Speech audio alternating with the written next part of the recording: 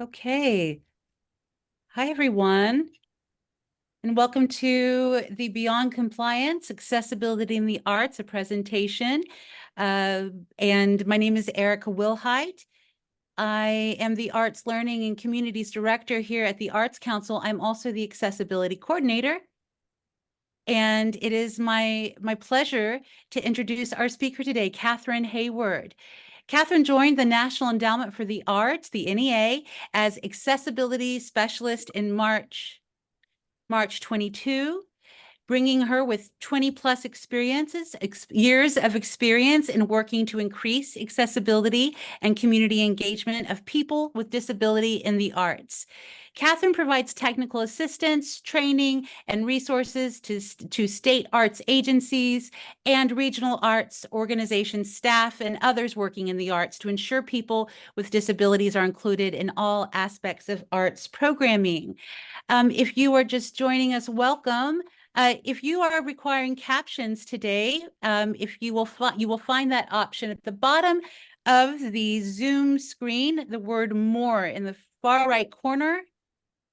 And if you click on that, those three little dots, you'll see captions.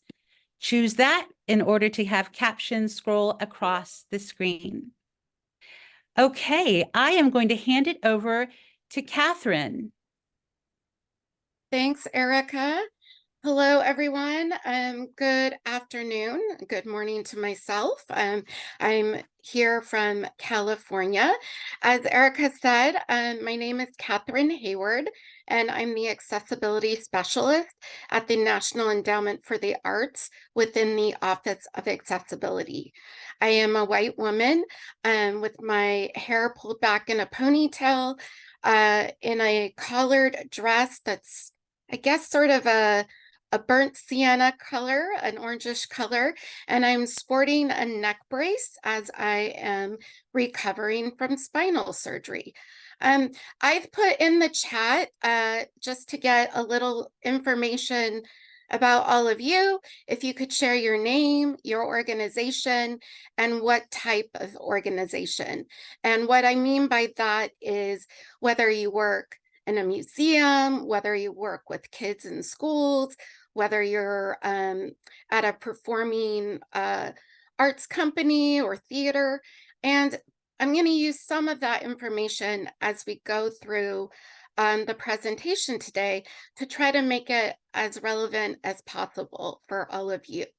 I do have people monitoring the chat for me because right now all I can see is my screen, and hopefully all of you can see it. So please let us know if you're having trouble seeing the presentation slides.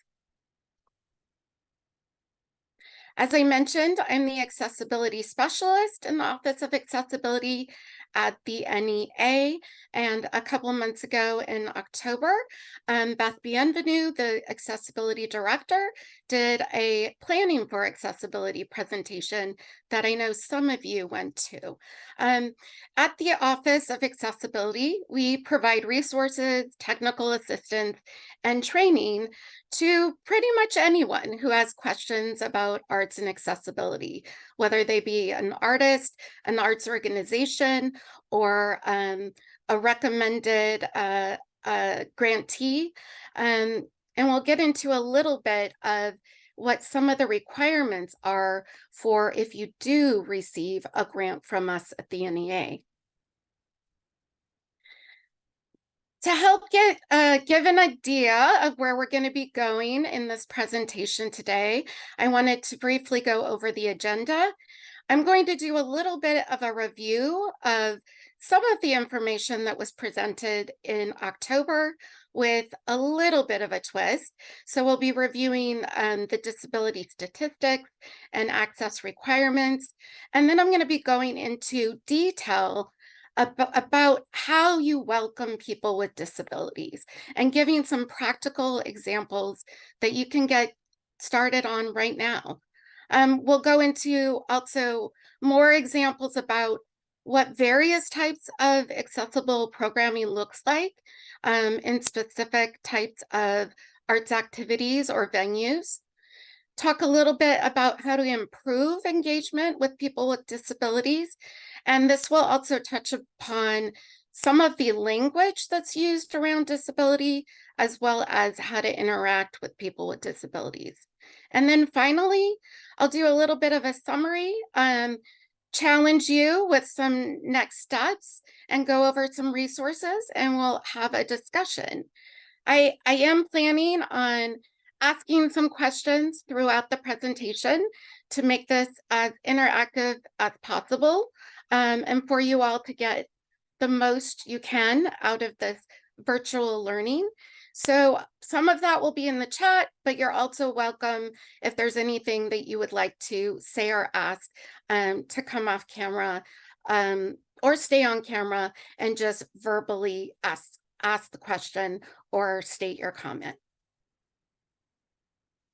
So before I get into some of the details around what accessibility looks like, I think it's important to remind us all that there are varying types of disabilities.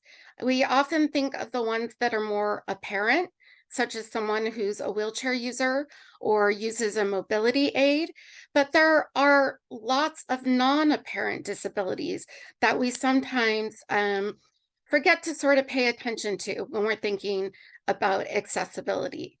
I am someone, in addition to sort of this temporary disability that I have as a result of surgery, I do usually have a mobility disability, but that would only really become apparent if you saw me in person, not necessarily via video, or if you were talking to me over the phone.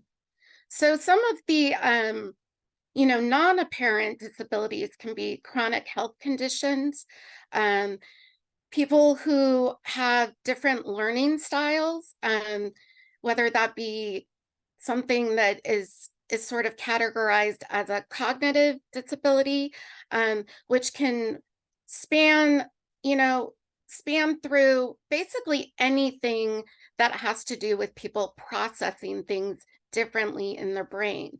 So this can be as a result of brain injury. This can be related to, memory loss, such as with Alzheimer's.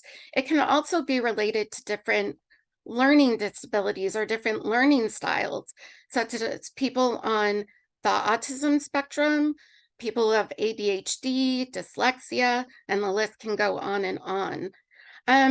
There are also other disabilities that I would say might become apparent during interactions, but not necessarily right away, such as people that have difficulties with hearing, who are hard of hearing or deaf, people with speech disabilities, and people who may have low vision or may be blind. And sort of going back over to the other side again, other disabilities to think about are intellectual or developmental disabilities. An example would be someone with Down syndrome. And then this is one that I'm still sort of sorting out what is the best way to talk about as a category. And that's psychiatric disabilities, or, we say mental illness, but there's also been a push towards mental health. So you may also think of it as people who have mental health concerns or mental health issues.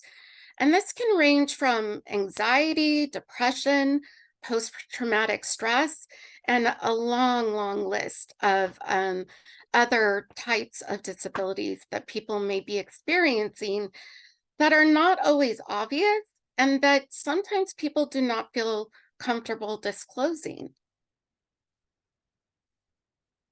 So we talked a little bit about types of disabilities, but who are we talking about when we're talking about people with disabilities? Well, these are actually your visitors or patrons or audiences.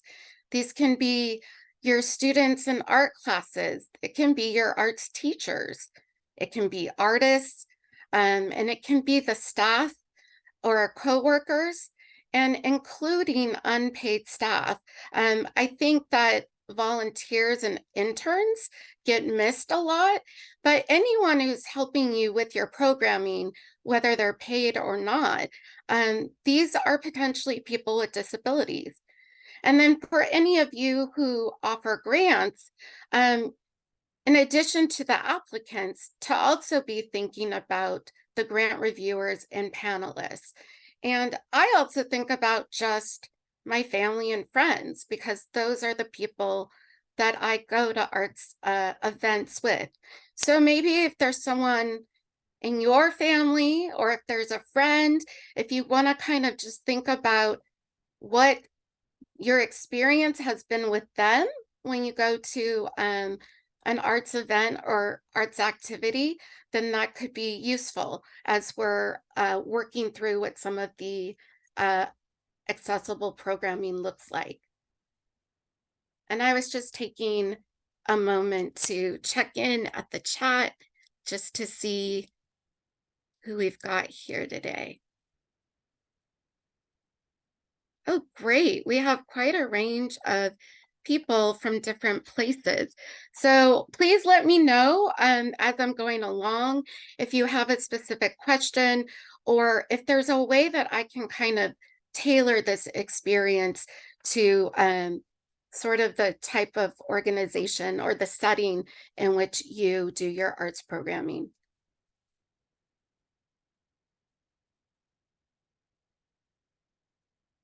Okay. So I have a question for you, and this is not going to be graded, so take your best guess. But how many people in Oklahoma have a disability? Do you think it's 1 in 3? Do you think it's 1 in 4? Or do you think it's 1 in 5? And some of you may remember this from Beth's presentation in October, but you might also not remember it, or you may not have been able to participate. So let's see if anyone's going to be brave enough to guess. And I will give you the answer. We've got someone coming in with 1 in 5. Someone else is saying 1 in 4. 1 in 3, someone else has contributed. Great. So we got the whole range. This is the type of question, honestly, if I had to answer it, I would have done badly. I'm horrible at multiple choice, and the answers all look like they could be correct. And part of that is because the estimates have been changing and evolving. So at one time, the most common estimate that you probably heard was 20%, so 1 in 5. And then most recently, the national is about 1 in 4. It was hovering around 25%, and now they're saying 27% of adults in the United States are living with disabilities. So we've seen the number grow. And I will also say you may see different estimates because it can depend on how the question's asked or what survey is being used. So I am using the estimates that the Centers for Disease Control and Prevention use, just in case you come across a different number. That's the reference for these statistics. So we've seen it grow from about 20% to 25% to now around 27%. And in Oklahoma, it's actually 1 in 3. Around 34% of adults in Oklahoma are living with disabilities. And the largest groups are of disabilities represented are mobility disabilities. So about 16% of people with disabilities in Oklahoma have a mobility disability, followed by a cognition disability, which is serious difficulty in remembering, making decisions, and concentrating is sort of how they ask that question. And then we also have a pretty significant percentage of people with a hearing disability, 9%, and 6% with a vision disability. So this is something that you're seeing at even higher levels in Oklahoma. And as we know, the level of disability, or the percentage of people identifying as having a disability, increases as we get older. So some of the highest numbers you'll see are in communities of people 65 and over. And I will also make a note that as we're talking about disability, not everyone necessarily identifies as having a disability. So part of the way these questions were asked was about serious difficulty with certain activities. And that's how they interpreted having like a mobility disability or a cognition disability. So as we talk about the accessible programming, I think it's important to keep in mind that part of what you want to promote is the access services and what you can do to make someone's experience better. And that will catch a different group of people than when you're specifically trying to outreach and promote to people with disabilities who do identify that way. So there's sort of different ways that you communicate disability, but the important thing is really how you're trying to address that more people with disabilities can access and participate in your arts activities. So I want to start with, because I think accessibility is an art, and I think it is one of the most creative areas.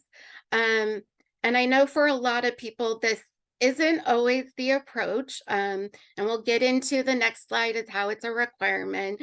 But for now, I'm just going to stay in the excitement of, the possibilities of what you can expose yourself to, what you can expose members of your community, students that you're working with.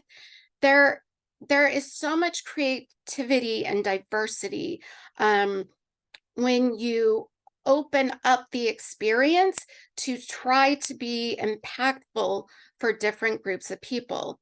So accessibility really is an asset.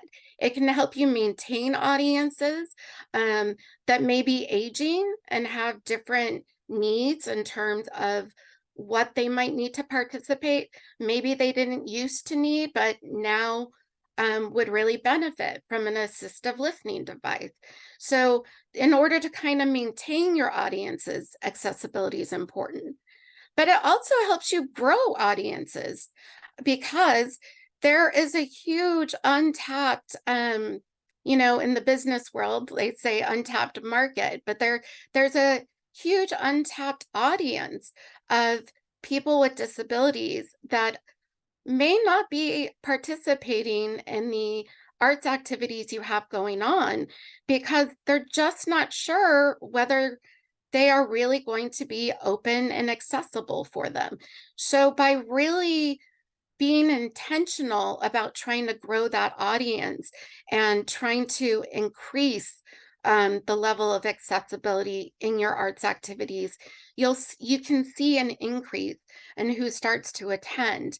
I also want to say, though, that this does take time, because one of the things that I hear is that people say, well, we don't really have people who are deaf who come to our performances. Well, okay, so why don't you? Is it really that there aren't that many people with a hearing disability in the community, or is it that they don't know that you're accessible, that hasn't been made clear to them? And people will sometimes basically self-select out because they have too many questions and don't want to go through the energy or pay the money to be at an event that's not going to be for them. So we'll get into a little bit more about how you can promote accessibility and specific measures you can take to increase programmatic accessibility in a little bit. So as I said, it can grow your audiences, but there's also so much cool stuff happening in disability arts. There's also some great stuff happening in deaf theater, mixed ability or physically integrated dance companies that are starting to show up more and more across the country. So there's a lot of new art forms, new perspectives being depicted through art that can really bring something different to the programming you're offering. And then disability intersects with other ways you may be working to attract audiences. And what I mean by this is if you already have a community that you really work with, the chances are that someone in that community has a disability, because disability is something that can happen to anyone at any time. And a lot of other groups that you may be trying to bring in, such as like if you're doing free or reduced tickets because you're trying to get more youth to attend, or you're trying to get more families from lower income neighborhoods to attend, there's also probably representation of disability within those communities. And then finally, disability and accessibility are part of diversity, equity, inclusion, and accessibility efforts. So just as a reminder, but I want you to stay in the creative headspace and the excited headspace about accessibility. But I will remind accessibility is a requirement, and it's a requirement as a recipient of federal funds. That can be from the National Endowment for the Arts themselves, or it could be funding that we receive from the Oklahoma Arts Council, because if they're using funding that they're getting from us at the NEA, they also have to uphold the same requirements. And that's related specifically to Section 504 of the Rehabilitation Act. But under the Americans with Disabilities Act, as a place of public accommodation and services, as a private organization or a commercial facility, as well as public and private schools, you need to have accessibility be implemented throughout your programming. So I included a couple of checklists because I saw some of you, when you registered, specifically were interested in ways that you could assess your accessibility. So we have a couple of resources. We have a brief accessibility checklist that kind of goes through the different layers of physical and program accessibility and gives you a good starting point. We also have a self-evaluation workbook, a 504 self-evaluation workbook, and this is required if you get funding from the NEA. It doesn't have to be our self-evaluation workbook, but you do have to do a 504 self-assessment. And another way that I think can be really useful in terms of assessing your accessibility is bringing in people with disabilities to help you do the assessment. This can be in the form of consultants or different accessibility experts who may also have a disability. You can form an access committee that represents people with different disabilities, so you get different perspectives on what works well for someone with different types of disabilities, and to hire, user testers, or kind of like the secret shopper, someone that would be willing to, check out your venue and look specifically for, physical accessibility, as well as maybe have someone participate in one of your programs and just find out from them, what worked well, what could have made this a better experience for you. So really, bringing in people with disability to provide their own perspectives and expertise around accessibility.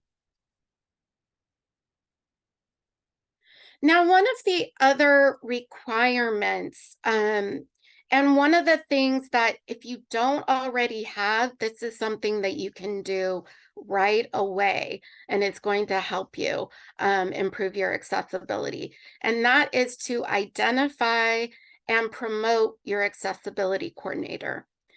The accessibility coordinator is the point of contact for information on accessibility and the person that you go to request an accommodation.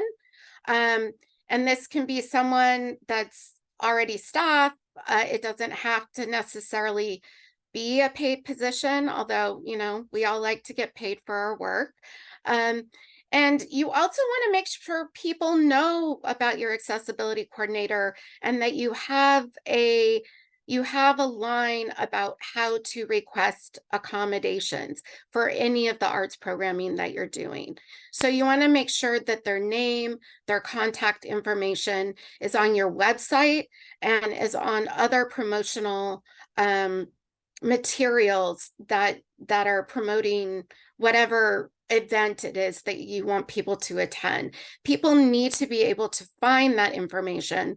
And just personally, there are several arts events that I haven't been to just because I cannot find information about the accessibility.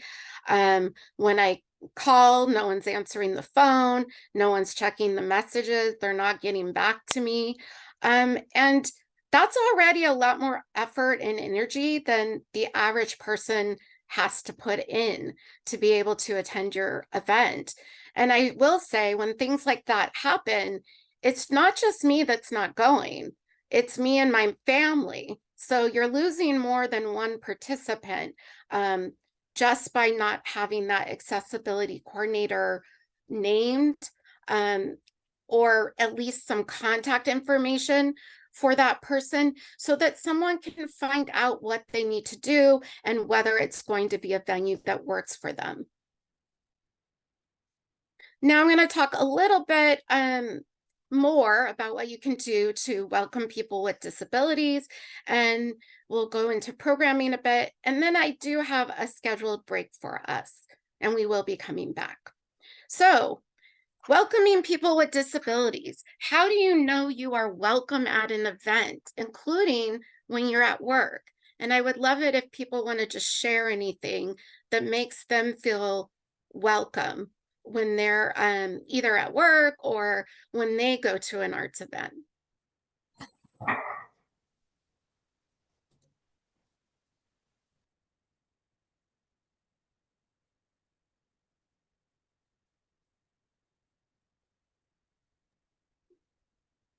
And while you're hopefully adding some things, I'll share a little bit about my thoughts.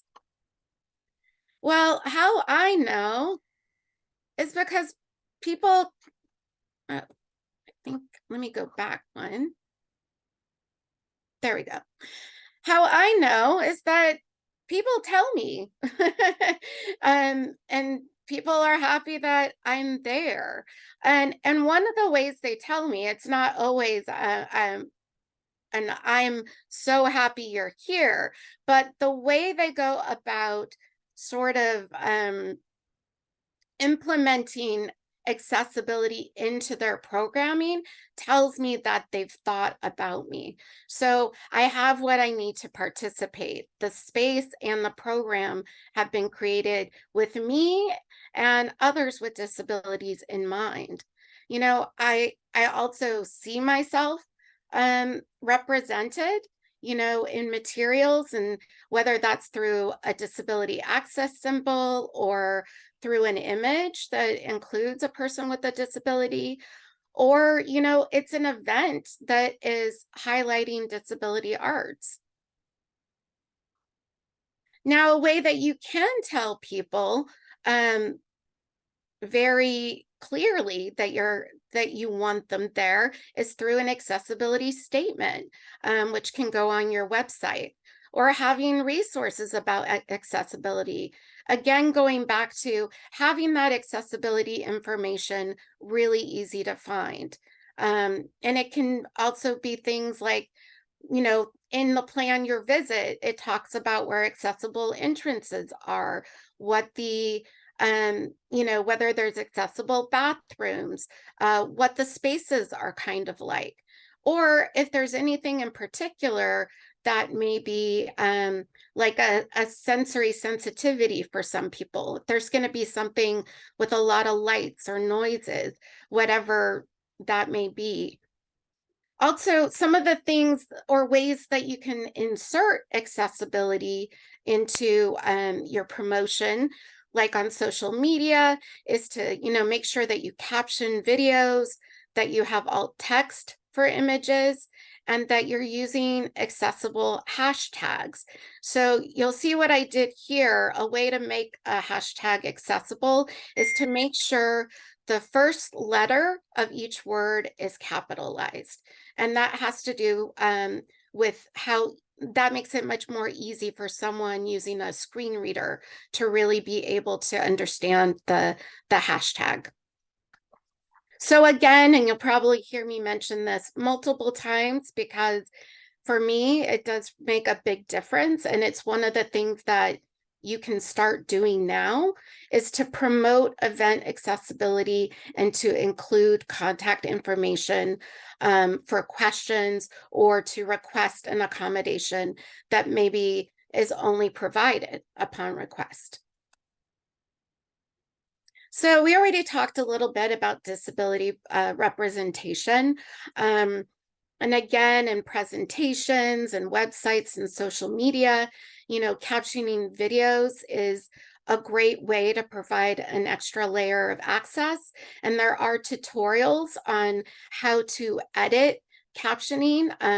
YouTube does automated captioning, but you likely are going to want to go through it, make sure that everything corresponds to what is actually being said, and there are ways to go in and edit it for any errors that might have come up. And again, including alternative text for images or describing images. Using plain language, which we'll talk about more, including in your grant materials. And, by training your staff and sharing training opportunities on access. So, if you haven't identified a trainer yet, or, are waiting on funding to be able to do a training, there's a lot of opportunities out there that you might be able to share for people to learn more about people with disabilities and accessibility. And it's so important for all levels of staff, including, volunteers, to be trained, because some of the,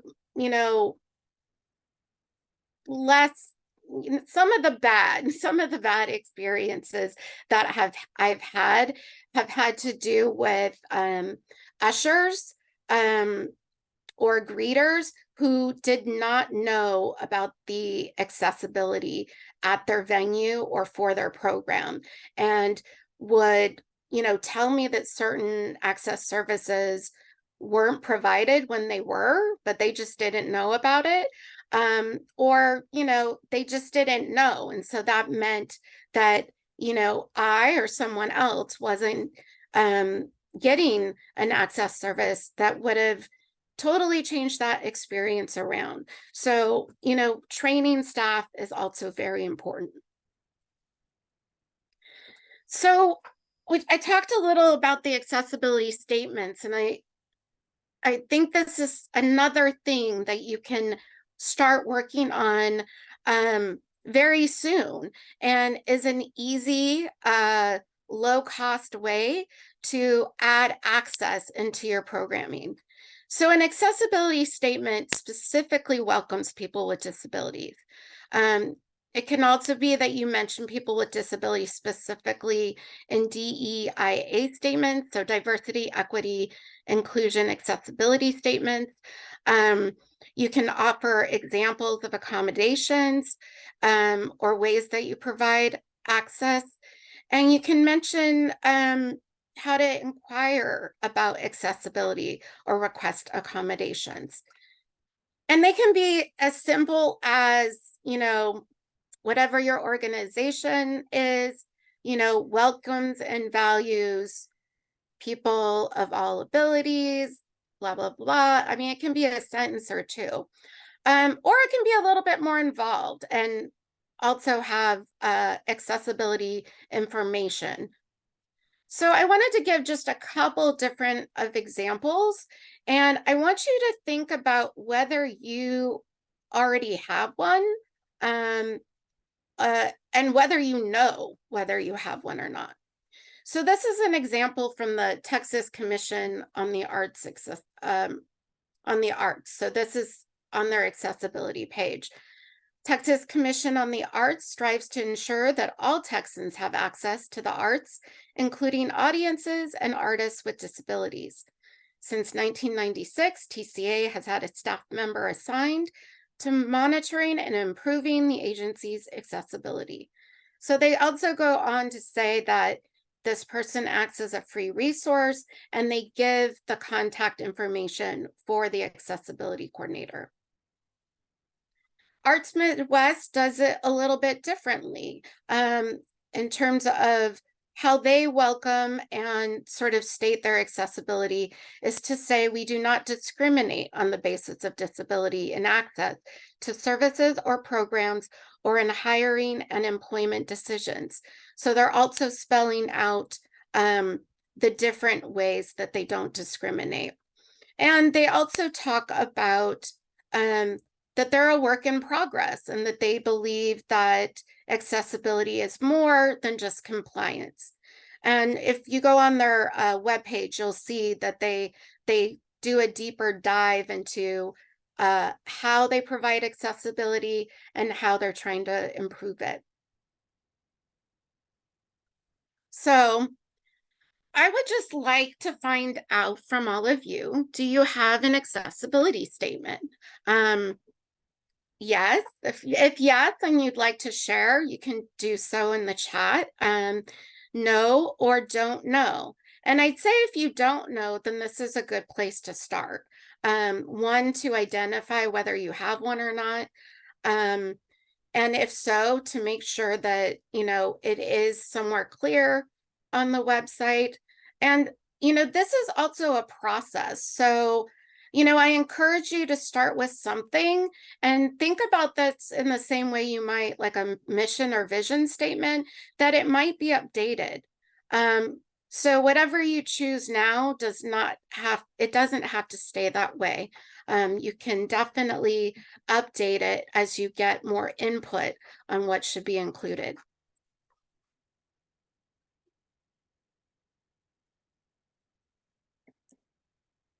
So I'm just looking, I see Oklahoma has shared theirs, Oklahoma Arts Council. Great.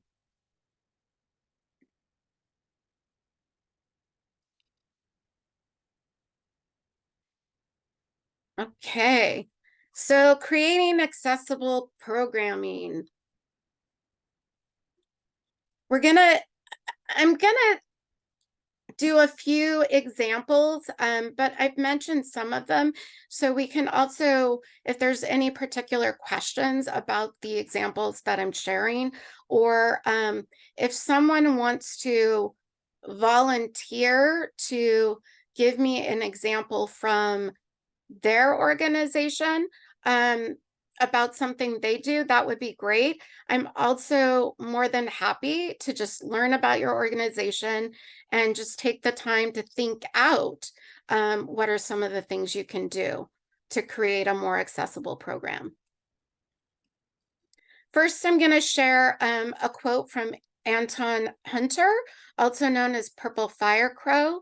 He is or they, I think, are a choreographer, dancer, actor, instructor, speaker, producer, and deaf advocate. Antoine says, please make access and inclusion a priority for the field rather than an afterthought or the last thought. Add accessibility lines to your organizational budget. Ask artists what they need and be open to learning new perspectives and cultures. Hire expert consultants in the areas you hope to learn how to support and pay them equitably. Hire Black, Indigenous, people of color, deaf and disabled artists into your organization. Representation is as important as providing opportunities and access. And I think Antoine says this and summarizes so beautifully all of the key points of why accessibility is important and why paying attention to it sooner rather than later is important. So I'm going to do a quick review, but not really go into details around physical and program access because we have the recording from October, and Beth did a little bit of a deeper dive with those. But I do want to mention, when we talk about accessibility, we are talking about the physical accessibility. So the literal getting in the door. How can someone enter and be able to travel throughout your arts venue? And so this relates to how are all the facilities where arts activities taking place, including historic facilities, accessible to people with physical and/or mobility disabilities. Program accessibility really relates to effective communication, meaning how the content is being shared and received, and that relational process of content being shared, and the ability to interact in the activity in a similar way to other participants. And I have an image here from Deaf West's production of Oedipus. It is several members on stage in blue lighting, and I think some of them are signing. And if you clicked on this image, you would see that there is alternative text. So communication access. This is, as we've mentioned before, providing sign language interpretation, transcription, assistive listening devices, captioning. And I wanted to take a moment to talk a little bit more about captioning because it's useful for so many people, not just for people who are hard of hearing or deaf. It's also useful for English language learners, understanding accents, improving focus and engagement. I use captioning a lot when I'm an attendee of a webinar because it helps keep me in the moment and focused on what people are saying. And it's really useful for if you're in a public environment or when you don't want to bother others. So there's several studies that have shown that the youth in particular are using captioning a lot because they're wanting to watch their YouTube videos while they're on the bus or, while they're out somewhere else and they're around people. And the way they can do that is turn off the sound, but use the captions. So continuing with communication access, there's also audio and visual description, which allows people who have low vision or are blind to experience what is happening in front of them, say it like a performance, that they're able to know what the movements are, what the relation of the people on the stage is. And for materials, having alternative formats can be really helpful. And there's a lot there's a lot that can be done to make different documents accessible, and that is very useful when we're talking about electronic materials and what we have on websites. And also using plain language when we're talking to a general audience. So I think plain language, there's various estimates. The highest reading level you would really want to have is 8th grade. the one you're really aiming for is 5th grade, and there is something called Easy Read, which is about 3rd grade. So there's different levels, but part of what you're trying to do is use active voice, not passive, has short sentences and paragraphs to avoid jargon, acronyms, policy speak, or, if you're a writer or an academic, that's great for journals or for an academic audience, but for a general audience, you might need to write a little differently. Just using common everyday words and having easy to follow design features. And there's a reference, plainlanguage.gov. All of this information and more example is part of the Plain Language Act of 2010.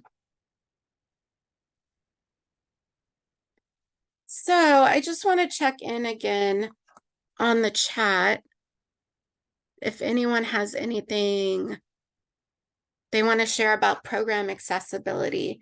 Does anyone want to share their setting? Like what setting they work in? I think I saw some of you work with students. We've got a visual arts coalition. Okay. So I may just pick something for each of these. So tactile opportunities. This can be great for people who have low vision or are blind, but it's also good for different types of learners. And this can be, simple to more detailed. So for example, let's say that there is a particular art display, art exhibit. Maybe there is a 3D model of something that they might be able to touch at this exhibit, say if you're at an art gallery. Or I'll give you an example from a trip I had.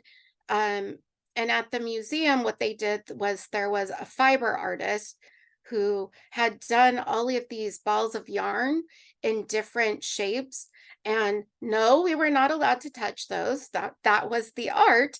But what we were given was we were given pieces of yarn that we could feel as we looked at this exhibit.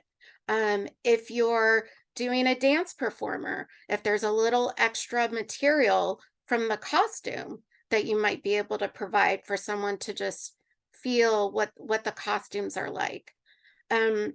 These are just some examples to kind of root it into what all of you are doing. And then we've heard about, making things sensory friendly, so reducing lights and sounds, warnings for strobes, being fragrance free. And there's also people now talking about relaxed programs where you have more freedom to kind of move around. And then also scheduling time for breaks. If it's something like a performance, to make sure that there are adequate breaks, and this also applies to meetings. And then also having spaces people can go if they need to take a moment for whatever reason, whether they're overstimulated, sensory overstimulated, or maybe emotionally overstimulated. And then again, the sort of what to expect. So for electronic accessibility, it's a lot of what we've already talked about, making sure that screen readers can navigate, that you have alternative text for images, accessible fonts, appropriate color contrast, captioning again, sign language interpretation, and audio visual description. So all of the things that you might do live can also be done electronically. And in terms of meetings, it's helpful when people identify themselves when they're speaking, and to visually describe yourself in slides. We will be sending the PowerPoint so that you have that to reference. If you're able, sometimes sending meeting materials ahead of time is very helpful for lots of people, and to make sure that auto captions are enabled if something's going to be done over Zoom. And again, just making sure that there is someone to contact if there are any accessibility questions. And then promoting access services. So in order for people to feel like this is an event that is for them, they need to know that access has been included.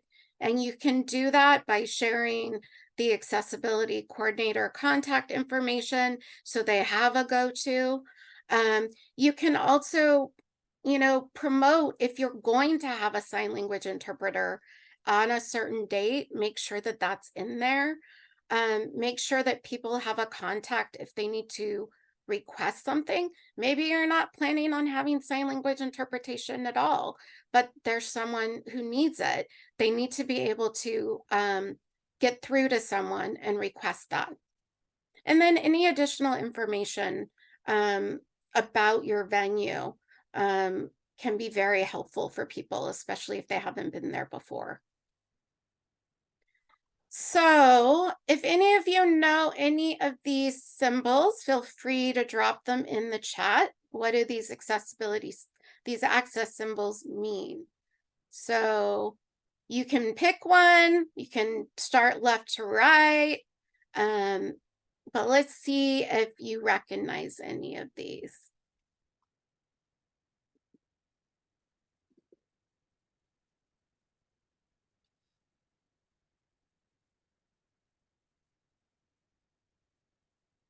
Well, hopefully you all recognize the wheelchair symbol, which usually means that a place is physically accessible, that it's going to be accessible for people with mobility disabilities. And yes, thank you, Beth, put in the link for the downloadable symbols so you can use these yourself.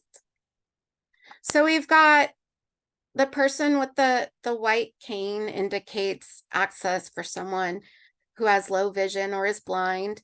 Closed captioning, Braille, are sort of universal symbol of the wheelchair user. And this is a more active wheelchair user, which is the symbol that we're gravitating towards.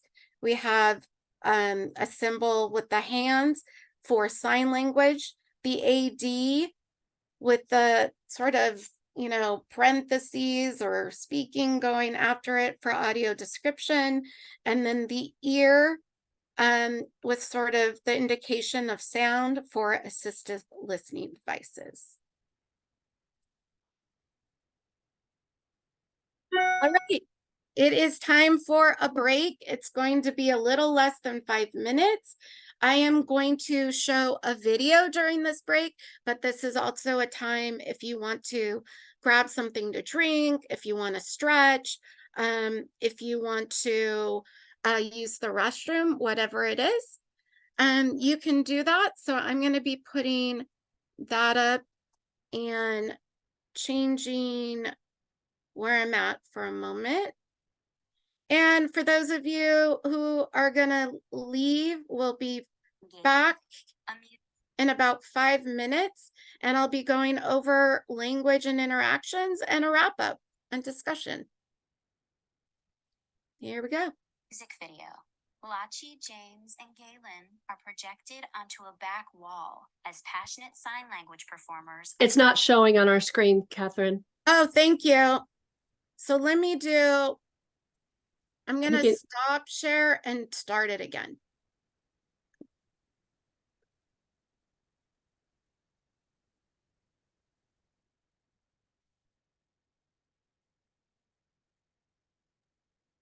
We were able to hear it. Is it there showing now? Yes. Okay. But it might need to expand it. I will do that.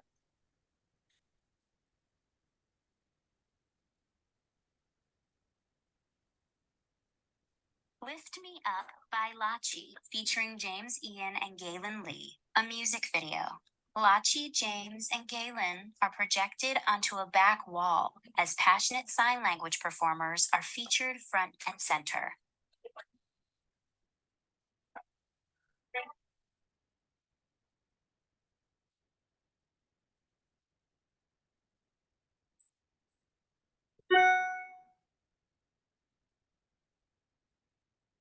Call me in the morning, just as I woke up. Didn't care for him anymore. So with you, I woke up. We were lost without a dream. And the world wanted to see. And all I needed to be. For the world I wanted to see. Rain could be against my window. We traveling it out. Be the darkest depths of winter. But your light shines down. When the world is spinning, feeling stuck here on the ground. You lift me up. You lift me up. You take you to the sun still shining down. Audio isn't great. We can't really hear it very well. You need a louder? I'm not sure if that's it, but I put the link in the chat. What was it? Yeah, You're not choppy. hearing it? Is that what you said, Beth? Yeah, it's choppy. It's very quiet. I'm not sure. I think it might be a Zoom thing. Yeah. Okay. Well, I Well, put the link in the chat so people can listen to it when they get a chance, because it's really a beautiful yeah, song. it's a cool one. All right. Yeah.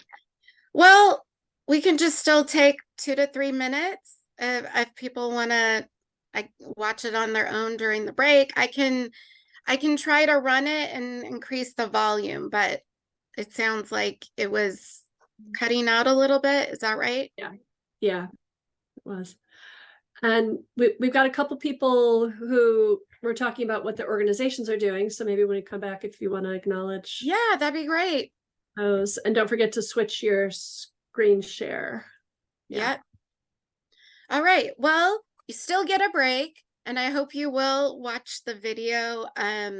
It's a great video featuring singer and musicians with disabilities, and it does have captioning, and you have the sign language interpreters going. So it's just kind of a fun, feel good song too. So I hope you'll have a chance. So yeah, go ahead and take a couple minutes, and I will look at the chat. Hey Siri, Uh-huh. call Amy. Calling Amy mobile. Don't forget to mute your mics, everybody. Okay.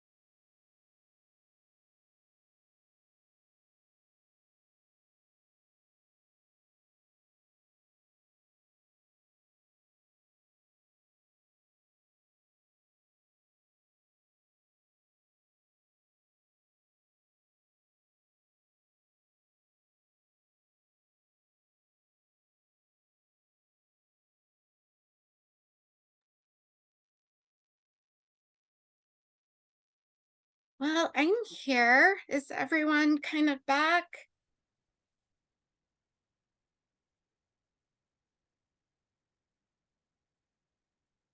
It was great to see some of what you've included about your current programs. All right, well, we've got at least one person saying they're here.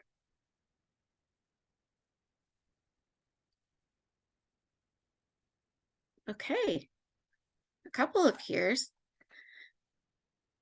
Great. Well, I think I'm going to continue.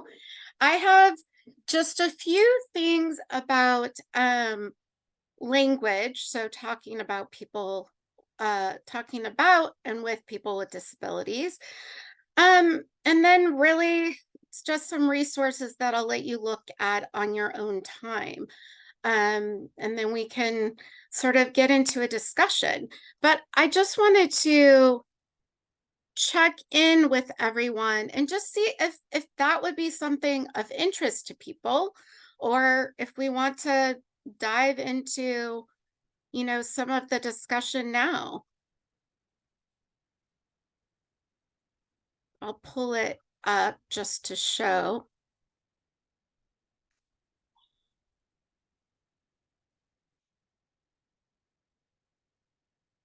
But I am okay. Well, I got at least one who's interested. So I'll share.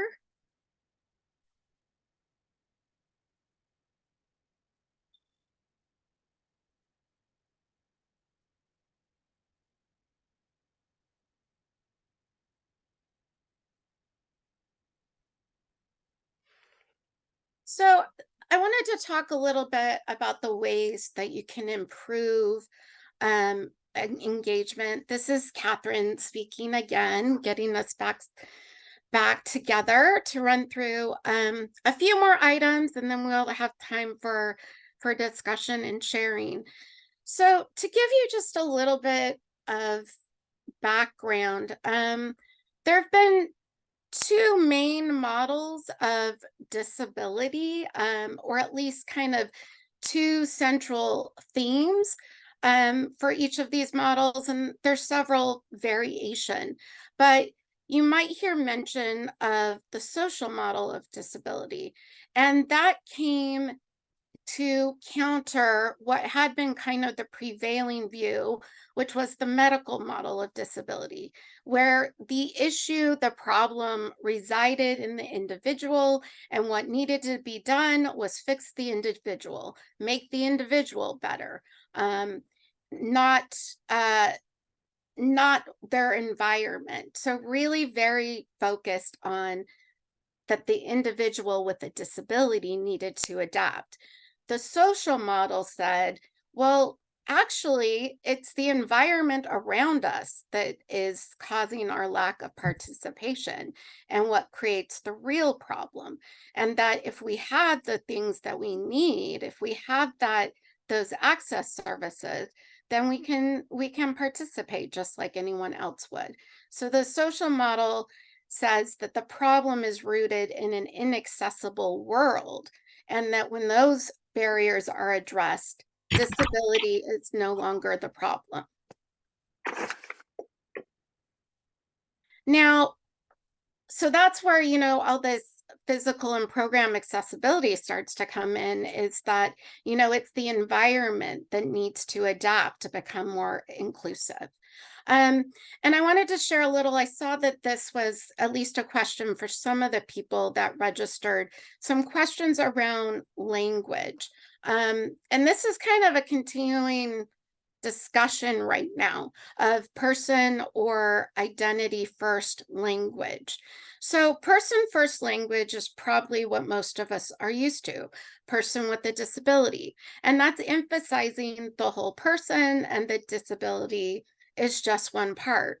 Identity first language is so disabled person, where you're putting the adjective in front of the person, claims disability as an integral part of self. So they see their lives and their experiences so interconnected with disability that they use and prefer identity first language. So we see this a lot in the deaf community, the capital D deaf, which is, deaf communities that have a culture, and they really identify with being deaf as a central characteristic for them. It's also quite prevalent among autistic self-advocates. So they prefer the term autistic. But, language and disability are rooted in a person's identity, right? So it is also a personal choice. Disability is an identity, but people can choose how much of they want to incorporate that into themselves and their description. So you really have to defer to the person on how they choose to self-identify, because it can be very personal and it can vary. So really getting to know the community that you're working with. If you don't know, or this is something that you're writing, on your website, you can use person first language because that is acceptable. Sometimes, like recently, Beth and I worked on a careers in the arts toolkit, which is going to be part of the resources today. And she presented a little bit on in October. We purposely used both, just because of the aspect that people differ in how they like to identify. But when you are using both, it's useful to explain why you're doing that. So someone understands why you're going back and forth between person first or identity first. And there, the language has really evolved. We don't say handicap anymore, even when it comes to parking and bathrooms. That's one of the places I still hear it, even though people don't use handicap otherwise. But what you would say is, an accessible or wheelchair accessible bathroom or parking rather than handicap parking. We stay away from special or differently abled. It kind of implies something is different. It doesn't really promote inclusivity. Special needs is still used a lot in education, but that's pretty much the only place I hear it. Some people, that is what they cling to, but again, when you're talking to a general public, you want to use the more neutral type of language. So like person with a disability is a little more neutral because people do react to language very differently. And some of these words that some people may love may be very triggering for others. Challenged or impaired, that's a very medical model kind of language. It implies that something is broken or not working. And then you also have to be careful of overly inspirational stories, where overcome is used, or I just saw in a search and it was so hard for me to read. It was like, look at what this artist can do and they have no hands. And it was too much for me personally. So sort of these overly inspirational stories. And if you're working with an artist, you should really be going by what they view as important. Some artists with disabilities, the disability is entwined in their messaging, their work, how they create, and they talk about that.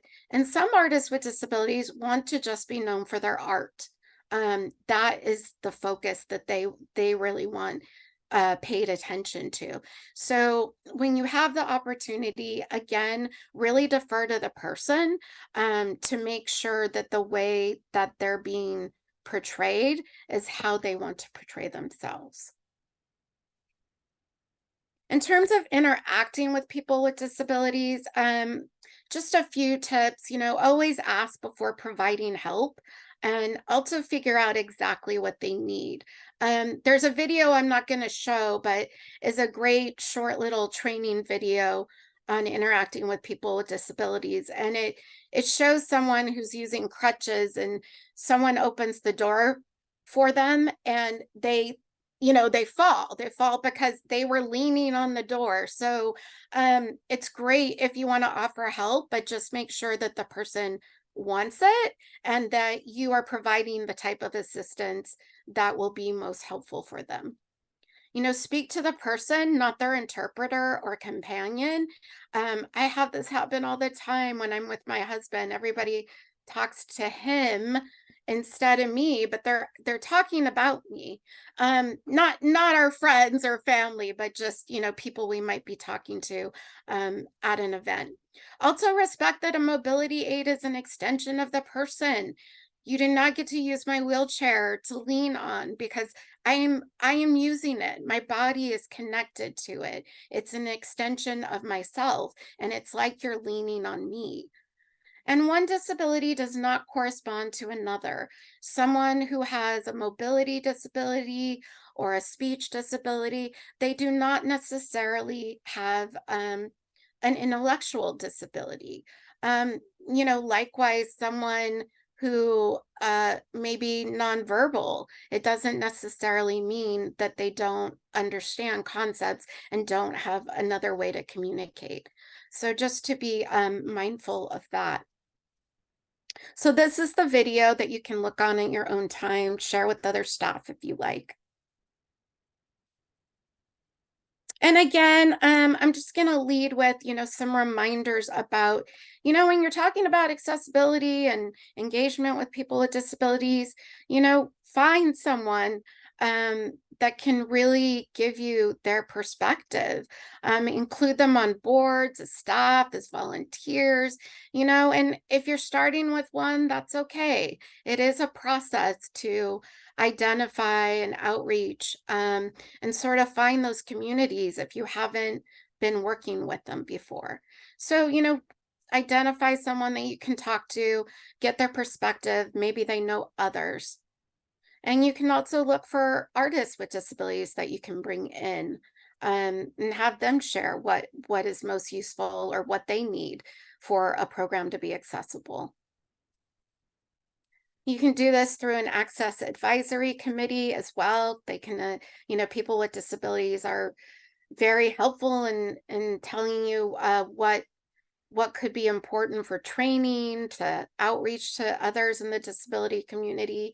And if you are using them as an expert or a trainer, or something that's really requiring some time, please be mindful that that experience is also an expertise and that they are giving you something. So to offer financial compensation like you would any other consultant. So some of the things I think you can do, and I really would challenge you to think about after this, like what is something you can do in the next few months, whether it's, make sure that your accessibility coordinator information is on materials, make sure that you have one, write an accessibility statement, just some things that to get you started. And I'm just going to kind of skim through these pretty quickly because I want to get to talk with you a little bit. So these are just, start a plan and develop policies, budget for accessibility. As you're applying for grants, remember to put in some items for access services. Again, train staff and volunteers and continue your learning. So I have several resources. I'm going to exit out in a second, but I do have resources. If you don't know anyone with a disability right now, although you might, and think about who you might know, these are some great resources to listen to and read stories from people with disabilities interviewing each other. And several of these interviews also include artists with disabilities.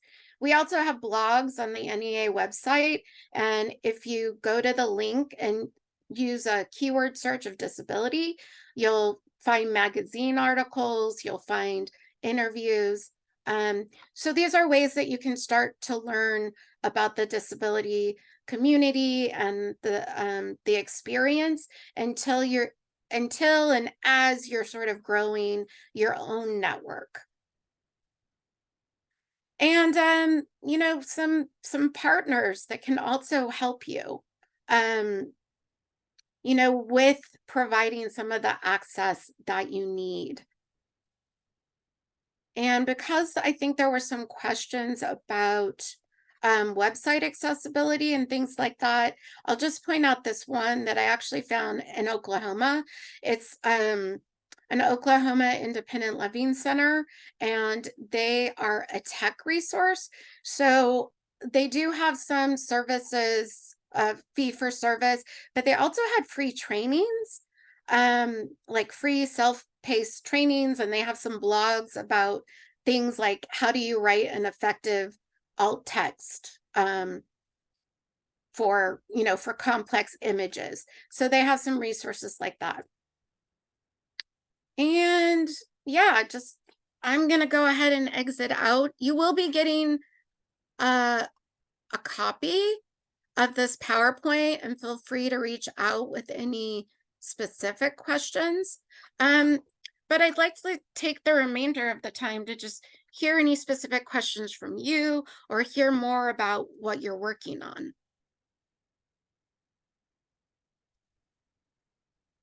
And Beth just also put in the link for the presentation from October.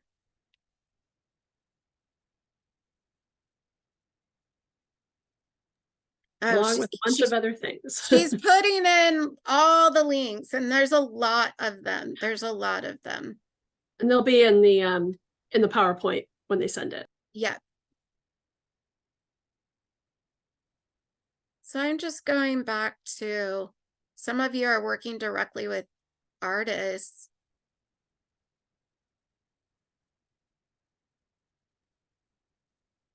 Yeah, this is Karis here.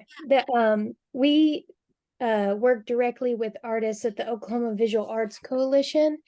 And what I'm noticing is many of those people who are due paying members within our coalition don't have the same resources that we offer to other folks that may not have any accessibility needs.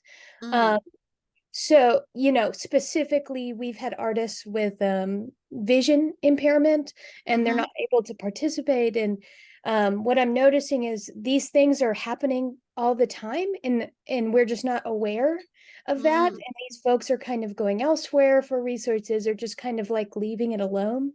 So I've become much more aware recently as we're developing a new website. So it's a big project, and it basically, our website is really important because its use is going to be that it is as a whole a digital resource for our members, for artists, for the public, anyone who wants to learn about us or get involved, and anyone who's not able to come to any in-person situations. We're hoping that will become kind of a landing space for all of those resources.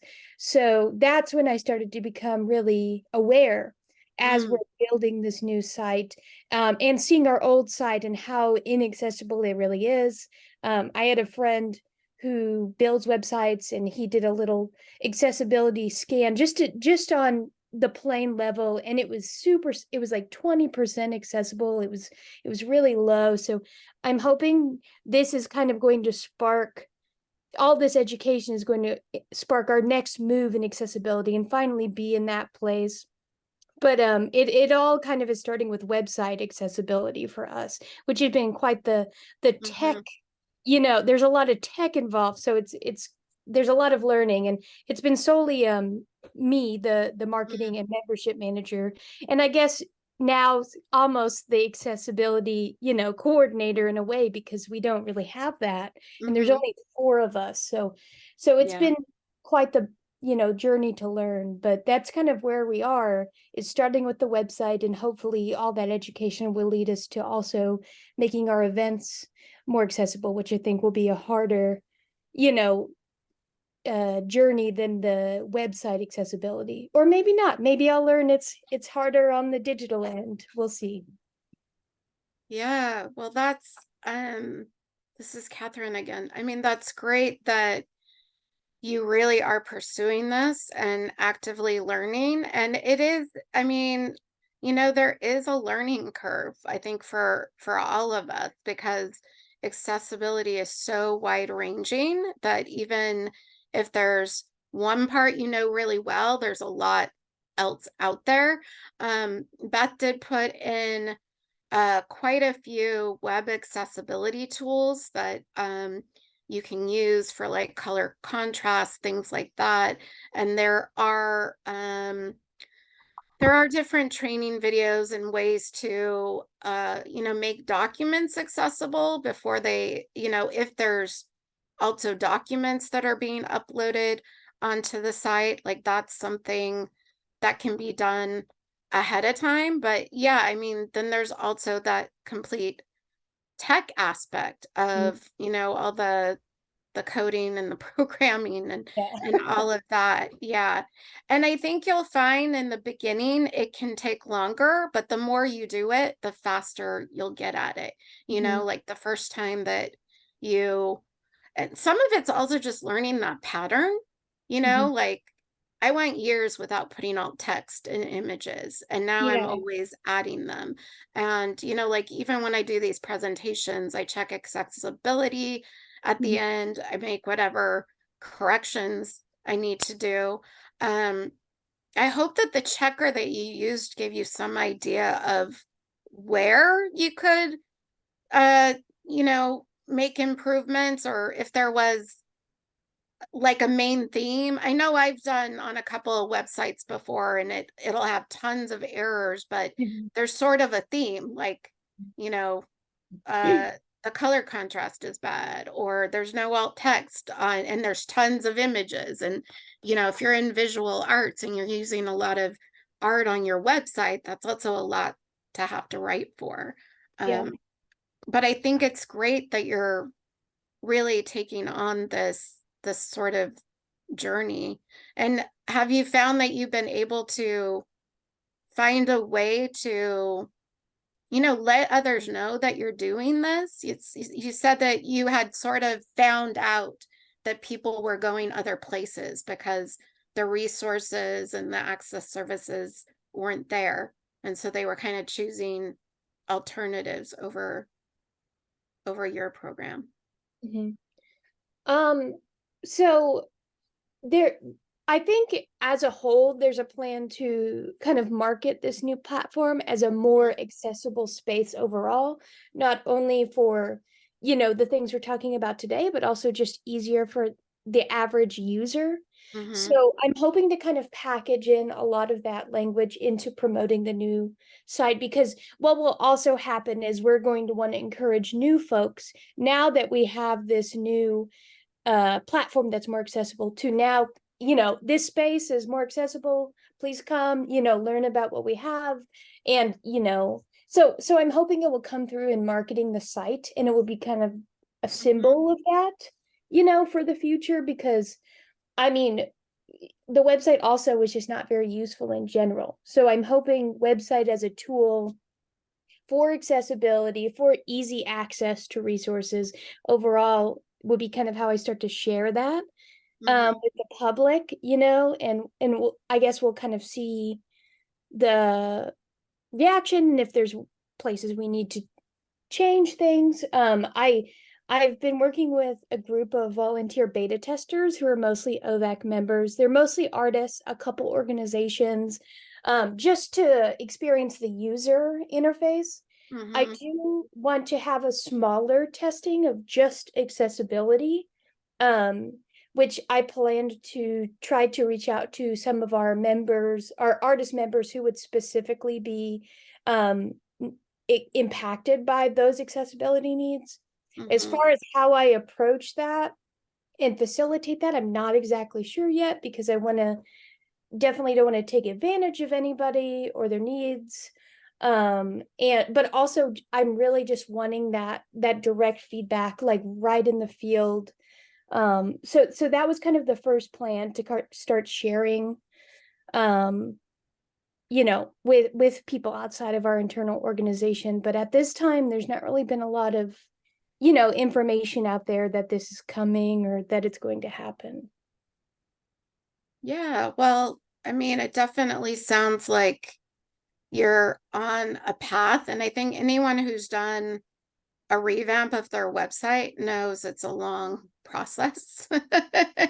And it is something that you could consider, sharing that, we are working to improve accessibility of this website. And, some people even ask for feedback on their website. Like if you found an issue or if there's something that you think would make it easier, please email, so-and-so.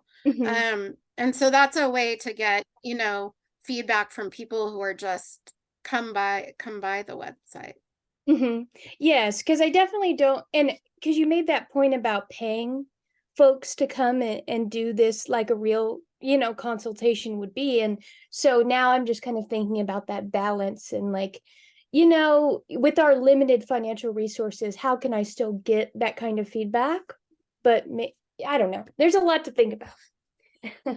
This is Erica. I'm just going to jump in just for a moment to say that New View is a resource, and Karis and I have spoken about this, but just to put it out there, they will offer a free consultation. They'll do a scan of your site. They will charge for services to correct those, to make those edits. But they'll also just tell you. So for everyone else that's thinking about how to make your site more accessible, NewView could be a great resource for you as well. Thanks, Erica. Yeah, that's great. And I sort of found out about them from you. And you'll see when you have a chance to look at their resources, there's some resources that you can check out for free and get some of that information for free. And then, and then just plan what are going to be the different steps towards creating a more accessible website. Are there other people that have questions or want to share a little bit more about what's going on with their programs? I don't know. Hello, can you hear me? I can hear you. Hi, Erica. Hi, Dewey. I've been trying to get on. Well, welcome. Glad you're here. Good. I would encourage another entry. Like we're talking a lot about the use of technology, and I would encourage people to, as my practice is rooted in working with the population. And so I'm working with children who have developmental challenges or orthopedic challenges, primarily at locations like special care. But I also work with seniors, which is the other end of the spectrum, with Metropolitan Better Living Center and other groups in between there. So we're not so technology based at all, but what those locations offer you is to see the populations that we're talking about in person and seeing what it's like to work with them in person rather than just in theory. So rather than approaching disabilities, what they can't do, we go and we do a pre-assessment and we spend some time with them so we're able to see what they can do. And then we use what they can do as our beginning point rather than using what they can't do as a barrier or a path to get to what they can do. Does that make sense? So I think unless you really spend some time with the populations, you can really get a feel and a visual of what it's like, as opposed to, in part, working in the dark and kind of imagining what it's like for them. I can remember when I adopted my second child, and all of the discussion was about he doesn't have arms, he doesn't have legs, so he can't do this and he can't do that. And my question was, what can he do? Mhm. And in getting an answer to that, they gave me a positive approach and a positive, more knowledgeable entrance where I could gear him for success based on starting with what he could do. So I know places like special care is real open. And if you're in this area, I would encourage you to try and come and visit a place like special care or visit Metropolitan Better Living Center. And then as a playwright, having worked with that population, I strategically involve uh, actors and issues that come into being through people who have what you call disabilities. So in one show, the kid sneaks over and he mixes the old lady's paints because she only paints with primary colors. And the kid happens to be in the wheelchair, but the wheelchair is not the primary issue. The primary issue is it's a kid who gets into somebody else's painting, and it happens to be a kid with a challenge. Or an old lady who wanted to go to space and she never got to go to space. So she helped the kids use the stuff in the junkyard to build a spacecraft. So again, the focus is off of the challenge, the disability, but on the person. Mhm. Yeah, thank you. This is Katharine. I definitely think that getting to know, communities of people with disabilities, and getting their perspective, getting their feedback, and you can do that in lots of different ways, and it's going to depend on sort of what your setting is. If you are primarily an in-person, having classes, having shows, doing that kind of thing, then you have those opportunities to just talk to people, and involve them in terms of, what kind of stories they want to be telling, and what works best for them. And, as I said earlier, it can be very personal. So the way one person chooses to identify or chooses to talk about disability or not, that can be up to the artist that you're working with. And definitely getting a variety of perspectives is very useful, because one person's experience is one person's experience, and you don't want to be relying on a single person with a disability, to gain all the information and your plan for increasing accessibility. So, that's where we talk about like the Access Advisory Committee, where you can bring people in. And I think, when I was talking about payment, part of that is about, what's equitable. Like, what would you typically do? And if you typically would pay someone, then, you should also pay a person with a disability. But then, of course, there are also, volunteer run committees, because that's something that people really care enough about that they want to be a part of. So, there's definitely going to be different ways to have the opportunity to get feedback. And there's also going to be different types of access depending on your setting. Absolutely. One other experience has been that Oklahoma City, for example, has become well aware that we are not very accessible in terms of our sidewalks and our growing senior population.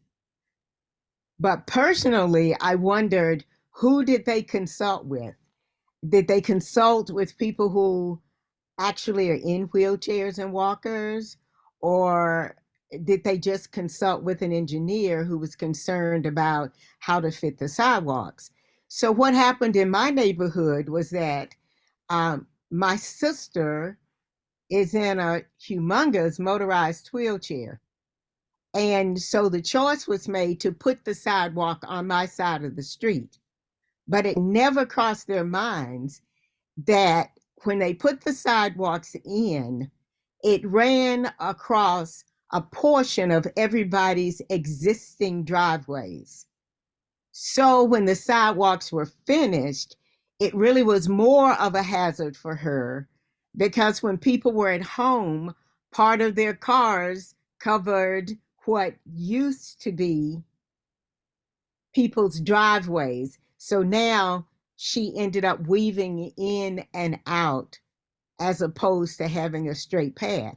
I think they didn't test, they didn't ask the people who might have been most affected by the choice to put the sidewalks in the way that they did. So they really aren't doing all of the job that they could have done because they didn't see it. They didn't ask, I think, because I think you look at things differently when you're including that population or when it is your population or in your family. And that's why you've got to have that mixture of people at the table in order to get those varying and differing views of what accessibility looks like and feels like. I think you've got to look from a number of different views. Mm-hmm. Definitely. This is Amy, are you there? Yes, I'm Thi- here. Okay. I am jumping in. This is Erica, just to say that it is 1:41 Central Time, and we will need to be wrapping this up.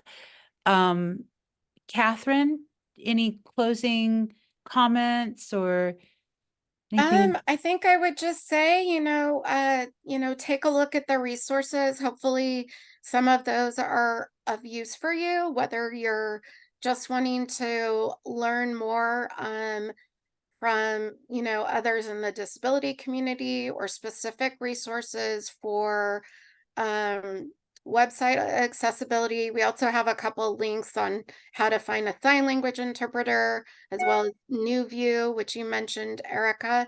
And just a reminder that we are also available at the NEA Office of Accessibility. The email is accessibility@arts.gov. It's on the slide, but I will also put it in the chat.